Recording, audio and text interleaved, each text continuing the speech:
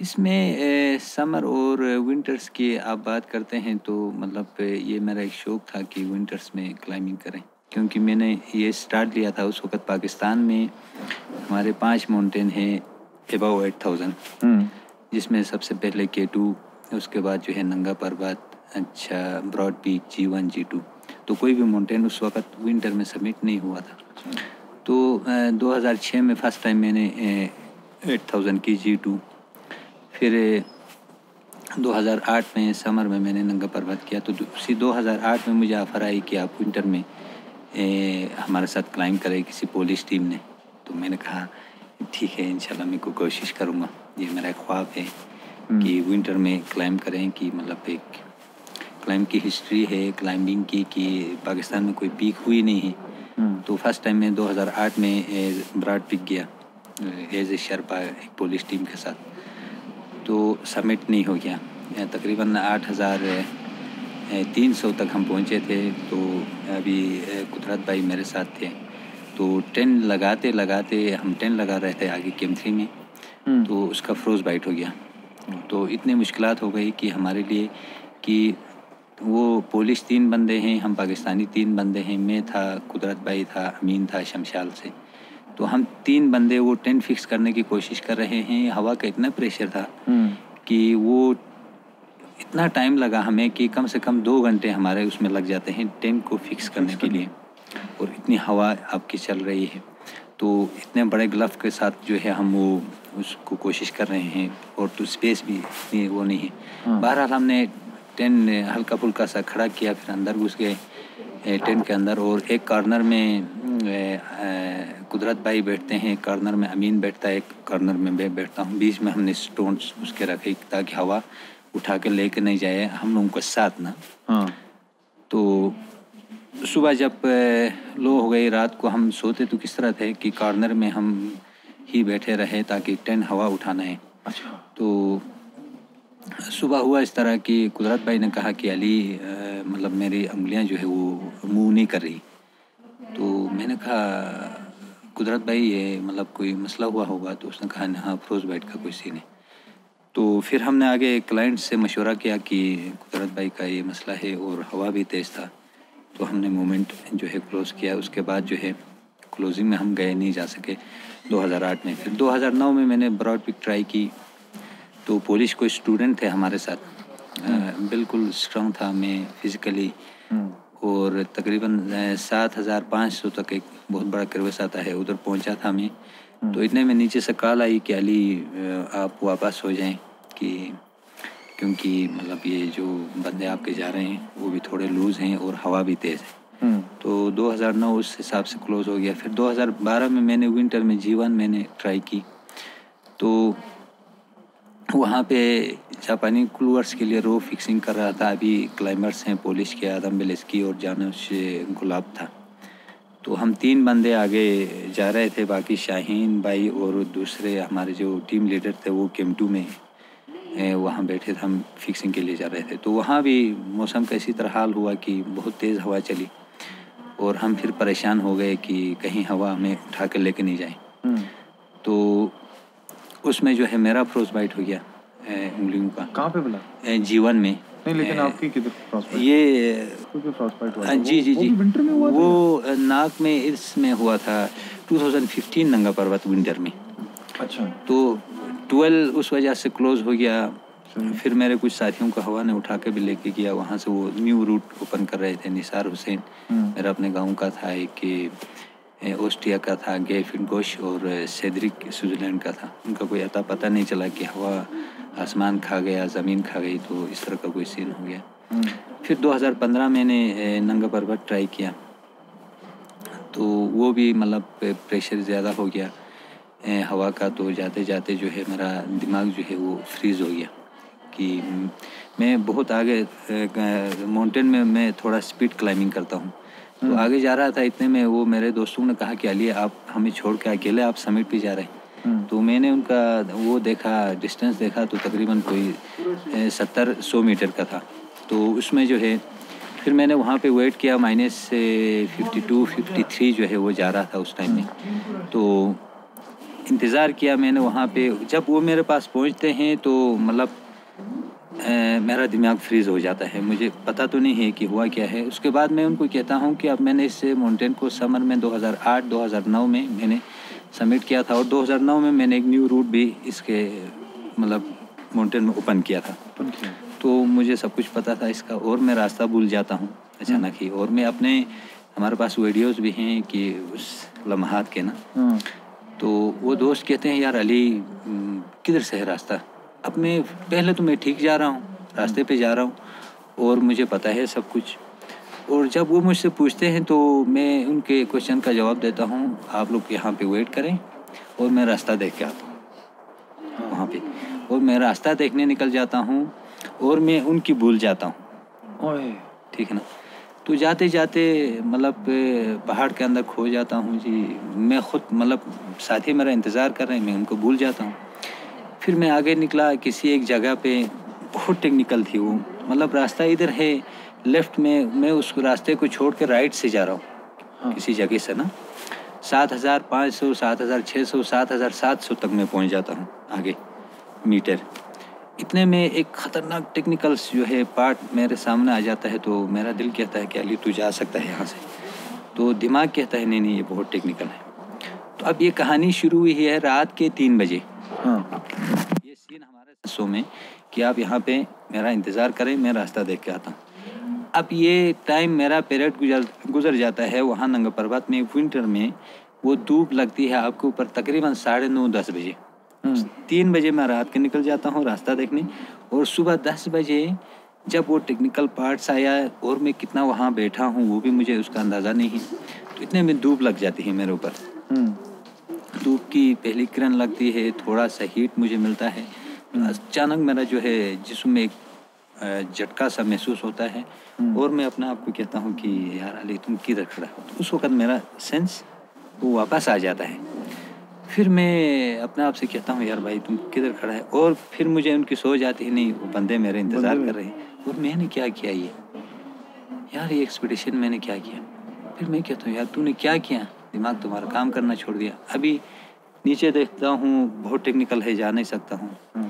फिर मैंने कहा नहीं, हमें आराम से मुझे ऊपर इस रास्ते को लेके जाना चाहिए। फिर मैं आराम से टेक्निकल तरीके से जो है आगे जिस रास्ते को मैंने नया ओपन किया था उस रास्ते में वो पहुँच जाता हूँ। फिर उधर से मैं नीचे उनके पास आ जाता हूँ तो वो कहते हैं यार अली तू किधर गया, कहाँ गया। और हम यहाँ जो है ऊपर जा रहे हैं, नीचे आ रहे हैं, एक्सरसाइज कर रहे हैं और हम तुम्हारा वेट कर रहे हैं। मैंने कहा यार सिस्टम इस तरह का हो गया। तो मैंने जब तुम लोगों का इंतज़ार किया था, मैं चल रहा था, एक्सरसाइज में था, गर्म था, तो कोई मसला नहीं था। जब मैंने इंतज़ार किया तो मेरा जहन जो है फ्रीज़ हो गया। तो ये सीन हो गया। तो 15 उस वजह से हमारा क्लोज़ हो गया। तो 16 में अब ये सारा एक्सपीरियंस तजुर्बे हमारे पास, वो सारे हमने उसमें गलतियाँ भी हमारी थी 15 में कि हमने थोड़ा जल्दी स्टार्ट लिया था माउंटेन के ऊपर। तो 16 में उस सारे तजुर्बे को मैंने वो मतलब यूज़ किया।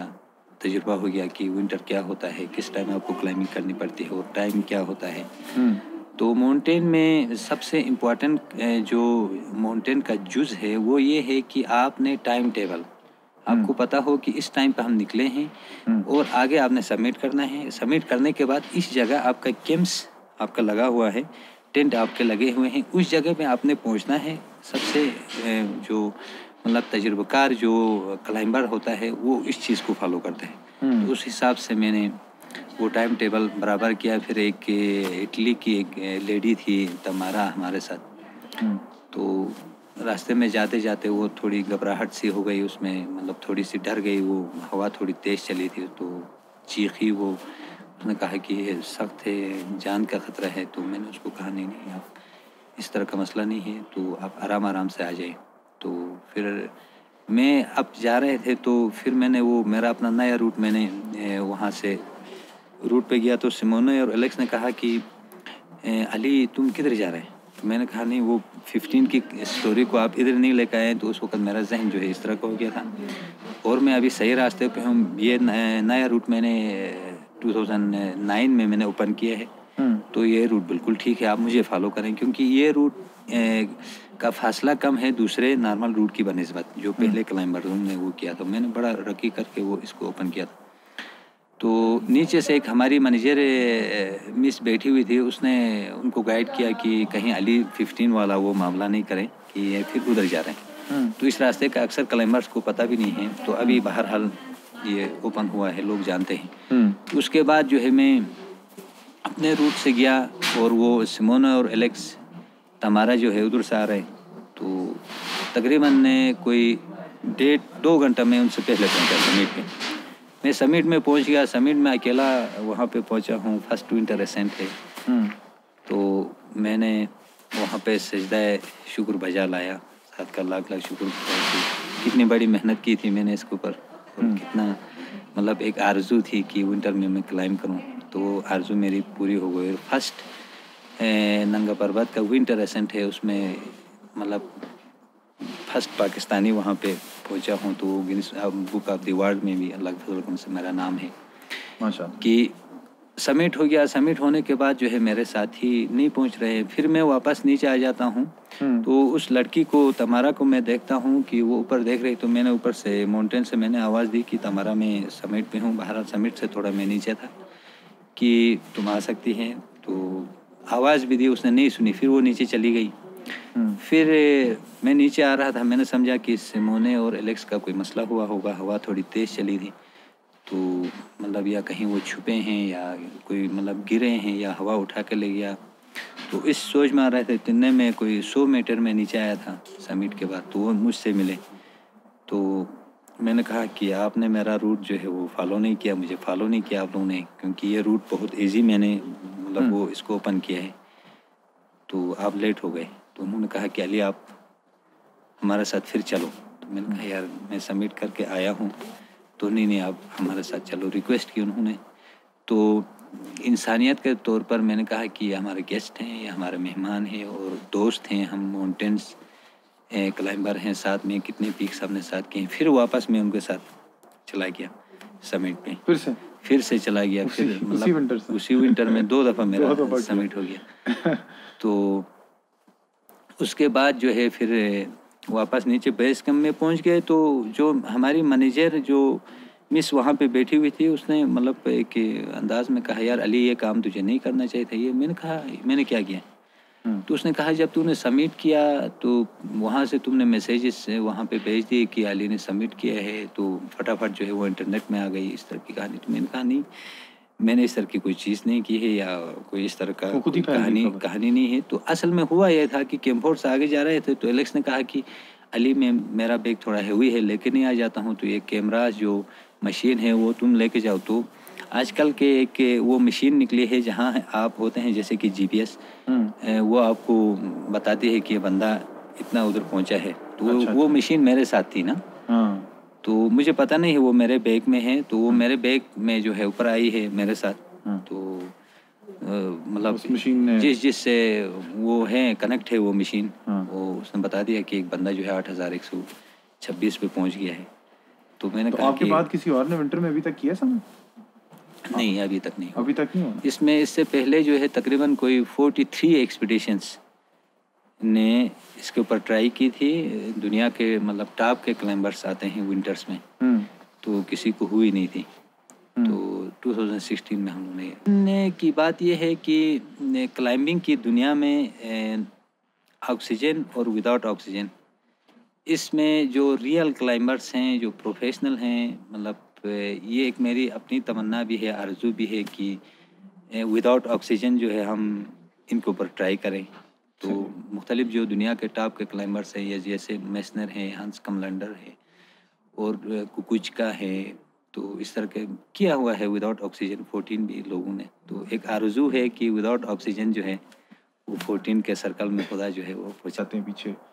तो क्या करें इसमें? जो स्पेशली जो यूथ है वो मतलब ये माउंटेनियरिंग मतलब इतना आसान गेम नहीं है कि जैसे कि आप आ जाए मैदान में कि स्पोर्ट्स की यूनिफॉर्म आप पहने और गेम खेलें। तो इसमें प्रॉपर जो है आपको ट्रेनिंग्स की ज़रूरत है, बिलखुसूस जो कि आप इस क्लाइंबिंग के शोबे में आते हैं, माउंटेनियर बनना चाहते हैं। तो इसके लिए मतलब प्रॉपर आपको ट्रेनिंग से वो ट्रेनिंग्स की मतलब आपको ज़रूरत ही है, वो करनी ही है 100%, क्योंकि बगैर ट्रेनिंग्स के आप जाएंगे तो मतलब इस उसमें एक ख़तरनाक खेल है इसमें। एक कदम जो है आपकी मौत बन सकती है इसमें। उसके बाद जो है दूसरे जो यूथ है, स्पेशली हम गिलगित बल्तिस्तान में माउंटेन एरियाज़ में हम रहते हैं, तो जिस गांव में मैं पैदा हुआ हूँ वो ऑलरेडी 3000 मीटर है। 3000 मीटर में जो है हम पैदा हुए हैं। तो हर वक्त हम चाइल्डहुड से लेकर अभी तक जो है हमारा आगे मतलब पहाड़ों में जाते हैं तो हम इजीली 4000 4500 तक हम चले जाते हैं, 5000 तक हम चले जाते हैं। तो सबसे इम्पोर्टेंट जो काम है, अगर आप विदाउट ऑक्सीजन ये माउंटेन्स जो हैं क्लाइम करना चाहते हैं तो वो एक्लेमेटाइज हो जाए आप उस माहौल के अंदर, सबसे इम्पोर्टेंट काम ये। सही है। और आपको कोई चोटें इंजरीज, मतलब कि इतने ज़्यादा क्लाइंबिंग के बाद फ्रॉस्टबाइट कहाँ कुछ है कोई? फ्रोस्टबाइट का मतलब ज़्यादातर वो हमारे साथ होता है क्योंकि 2012 में मेरा उंगलियों का फ्रोस्टबाइट हो गया पाँव की। लेकिन रिकवर तो पूरी तरह हो? हाँ, रिकवर हो गए। अब स्किन फ्रोस्टबाइट है। अब फ्रोस्टबाइट की भी क्वालिटीज़ हैं वहाँ पे। ठीक है। स्किन फ्रोस्टबाइट है, फिर बोन फ्रोस्टबाइट होता है, तो फिर वो जो है आपको फिर काटनी पड़ती है उसको। तो जितने भी फ्रोस्टबाइट हुए, मेरे हुए बहुत हुए, मगर अल्लाह के फजल करम से वो स्किन फ्रोस्टबाइट हुए। तो बाकी चोटें तो ज़ाहिरी बात है, ये गेम ही इस तरह का है। तो एवरलंच के ज़द में आए हम 2008 में। मेरा एक दोस्त वो जीवन में विंटर में वो उसकी डेथ हो गई।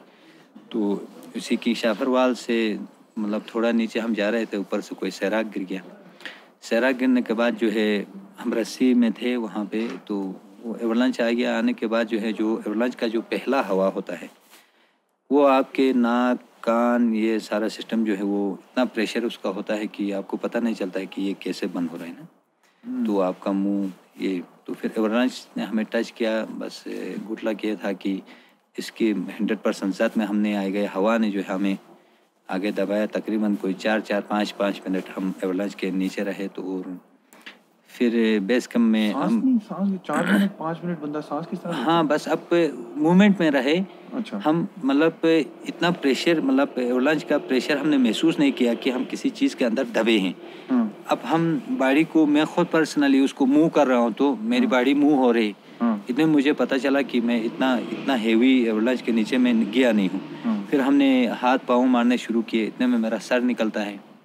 टाइम कितना गुजरता है उसका मतलब एग्जैक्टली मुझे पता नहीं है। फिर सर निकलता है। सर निकलने के बाद जो है मैं सांस लेने की कोशिश करता हूँ तो वो नाक भी बंद है, वो मुंह में भी वो किया हुआ है, हक्का पक्का हो गए ना हम। चलो एवरलंच आ गया, ये वो कहानी क्या। उस टाइम में वो हवा ने जो है अंदर वो बर्फ़ को साथ वो घुसाया है। तो यहाँ पे ज़्यादा बर्फ़ मेरी वो थी, तो बिल्कुल मतलब मुझे आइस सा लग रहा था मेरा गला जो है। फिर थोड़ी देर में जो है वो स्नो पिघल जाती है, फिर मैं सांस लेता हूँ। तो उस टाइम में मुंह सूज गया था, हमारे ये आंखें मुंह सारे सिस्टम सूज गया था। तो बेस कैंप में आए तो 2008 में उन्होंने कोई मैसेज छोड़ा था कि पाकिस्तानी 2 कोई एल्टीट्यूड पोर्टर जो है वो एवरलंच के ज़द में आए हैं। तो वो एक मतलब अफवाह भी फैल गई थी, तो घर तक पहुंच गई थी वो बात। तो उस टाइम में 2019 में मैं लोचे में था। तो लोचे कुलवर से आगे कुलवर है, तकरीबन 7300 के बाद जो है वो कुलवर आ जाता है। तो उस कुलवर के अंदर था, तो ऊपर से कोई क्लाइंबर आगे जा रहा था, उसने कोई उसके पाँव से वो पत्थर आ गए, वो सर में चोट लगी, मेरे अकेला था। तो उस टाइम में आप अकेले हैं, आपके सर में पत्थर लगा है और खून आपका बह रहा है, तो आपने हिम्मत करनी है, अपने आप को संभालना है। और विदाउट ऑक्सीजन अब हम करते हैं तो मतलब बड़ी सर्दी महसूस हुई मुझे। फिर मैं डर गया कि कहीं फ्रोस्टबाइट नहीं हो जाए। फिर मैंने वो मतलब गले में वो चीज़ थी, कोई पट्टी शट्टी में लेके था, तो वो मैंने फटाफट से बांधी, वो खून बंद हो गया। फिर मैंने कहा कि समिट के लिए जाऊं या नीचे जाऊं। फिर मैंने हिम्मत की कि नहीं समिट करता हूं। फिर उस हालत में जाकर मैंने समिट किया। तो मतलब ज़िंदगी और मौत को हमने बहुत से टाइम जो है वो बहुत करीब से देखा है। तो आपको हिम्मत करनी चाहिए इस काम में। वो भी मतलब सबसे ज़्यादा आप सेंस आप अकल के हिसाब से माउंटेन के ज़ाविये के अंदर जाएं और घबराहट आप में ना हो। तो आप कामयाब हो सकते हैं। आपको कभी कभी घबराहट नहीं हुई? बस अल्लाह का करम है, मतलब घबराहट मुझे महसूस नहीं होती है। जिस तरह का भी मतलब फेस हो, माउंटेन हवा चलती है, इतनी सख्त हवा हमने देखी और हमने अपने साथियों को अपने सामने जो है उठाते हुए देखा। 2009 में मेरा एक दोस्त था, मैं आगे ब्राड पिक में केम2 पहुंचा था, इतने में उसने चीख मारी या अल्लाह कह के, तो मैंने पीछे मुड़ कर देखा तो उसको हवा ने उठाया था, उठा के जो है नीचे खाई में उसको फेंका था। आवाज़ अली रज़ा उसका नाम है, अभी भी है, ज़बरदस्त तगड़ा क्लाइंबर है। तो उसके डाउन सूट ये सारा खून बून उसका निकला था, तो उसकी जान बच गई। तो घबराहट आपको नहीं होना चाहिए। अगर घबराहट होती है, आप डरते हैं, तो ज़ाहिरी बात है आपका हौसला पस्त हो जाता है, फिर और कुछ होती है। फिर आपने उसी टाइम जो है आपने उसके साथ लड़ना है, आपने किस तरह बचना है हवा से, वो आपने फटाफट उसका हल निकालना है वहाँ पे। जी। सही है। कुछ कहना चाहेंगे अली भाई ऑडियंस को? तो मेरी आरज़ू है, मेरी तमन्ना है कि इतने खूबसूरत पहाड़ हमारे इलाकों में हैं, जैसे कि अक्सर मुल्कों में, स्पेन में, फ़्रांस में, जर्मनी में, अच्छा मुख्तलिफ़ लोगों से मैंने मतलब सुनते हुए मैंने देखा कि सबसे खूबसूरत जो पहाड़ी इलाका है तो वो पाकिस्तान में गिलगित बल्तिस्तान में है। तो आप सब दोस्तों से मेरी गुजारिश है, आप आ जाएं, हमसे मशवरा ले लें। जिस तरह की मशवरा आपको चाहिए है एज ए ह्यूमन हम आपको दे देते हैं। तो इस खूबसूरत पहाड़ी कुदरती नज़ारे को आप एंजॉय करें। Thank you. Thank you Ali भाई।